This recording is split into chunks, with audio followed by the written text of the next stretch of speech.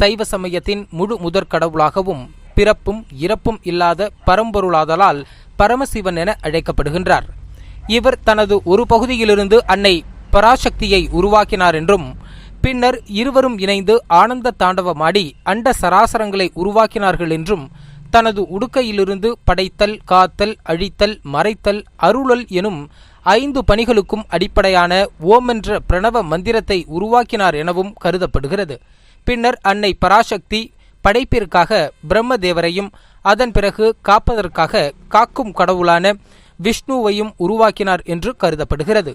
கடவுள்களில் ஊழி காலத்தில் இவர் மட்டுமே நிலைத்திருப்பவராதலால் சதாசிவன் எனப்படுகின்றார்.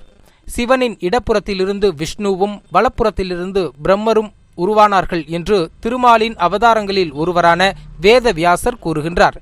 பிரம்மன் தன்னால் படைக்கப்பெற்ற உயிரினங்களை அழிக்க ஈசனிடம் வேண்டி நிற்க பிரம்மரின் மகனாக மும்மூர்த்திகளில் அழிக்கும் கடவுளான உருத்திரன் உதித்தார் என்று வாயு புராணம் கூறுகின்றது. திருவாரூர் மாவட்டம் மன்னார்குடி தாலுகா 17 சிறுமங்கலம் கிராமத்தில் எழுந்தொருளி இருக்கும் அருள்தரும் வாளாம்பிகை உடனாகிய அருள்மிகு வன்னீஸ்வரர் திருக்கோவில் கும்பாபிஷேக விழா வரும் 20/5/2024 அன்று நடைபெற உள்ளது. விழாவை காண வரும் பக்தர்களை அன்புடன் வரவேற்கிறோம்.